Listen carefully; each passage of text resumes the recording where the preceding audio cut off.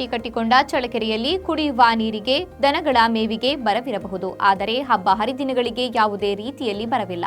ಮಳೆ ಬರಲಿ ಬಿಡಲಿ, ಬಿತ್ತಿದ ಬೆಳೆ ಕೈಗೆ ಸಿಗಲಿ ಬಿಡಲಿ. ಆದರೆ ಚಿತ್ರದುರ್ಗ ಜಿಲ್ಲೆಯ ಐತಿಹಾಸಿಕ ಜಾತ್ರೆಗಳಲ್ಲಿ, ಬಹುದೊಡ್ಡ ಜಾತ್ರೆಗಳಲ್ಲಿ ಎರಡನೇ ದೊಡ್ಡ ಜಾತ್ರೆ ಎಂಬ ಹೆಗ್ಗಳಿಕೆಗೆ ಪಾತ್ರವಾಗಿರುವ ಗೌರಸಮುದ್ರ ಮಾರಿ ಹಬ್ಬಕ್ಕೆ ಸಲ್ಲುತ್ತದೆ.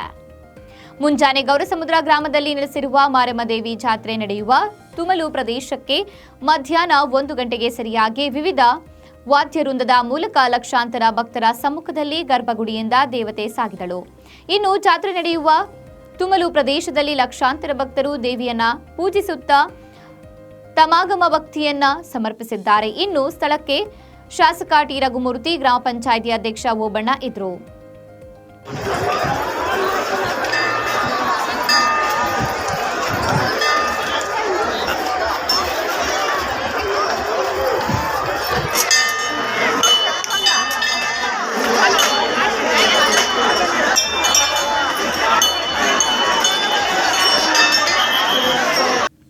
ಬುಡಕಟ್ಟು ಸಂಪ್ರದಾಯಕ್ಕೆ ಒಂದಾದ ಗೌರಸಮುದ್ರ ಮಾರಮ್ಮ ಜಾತ್ರೆ ಈ ಜಾಗದ ಸಾಂಸ್ಕೃತಿಕ ಪ್ರತೀಕವಾಗಿದೆ. ತಾಲೂಕಿನ ಬಹುದೊಡ್ಡ ಜಾತ್ರೆಗಳಲ್ಲಿ ಒಂದಾದ ಈ ಜಾತ್ರೆ ವಿಶೇಷವಾದ ಈ ಭಾಗದಲ್ಲಿ ಪ್ರತಿ ವರ್ಷಗಳಿಗೊಮ್ಮೆ ನಡೆಯುವ ಜಾತ್ರೆಗೆ ಕರ್ನಾಟಕದಿಂದ ಆಂಧ್ರಪ್ರದೇಶದವರೆಗೂ ಲಕ್ಷಾಂತರ ಭಕ್ತರನ್ನ ತನ್ನತ್ತ ಸೆಳೆಯುವ ಶಕ್ತಿ ಈ ದೇವಿಗಿದೆ ಎನ್ನುತ್ತಾರೆ.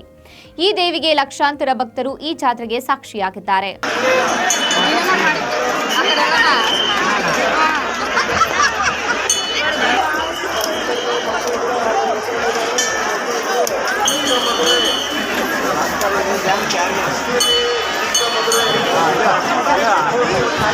Yeah.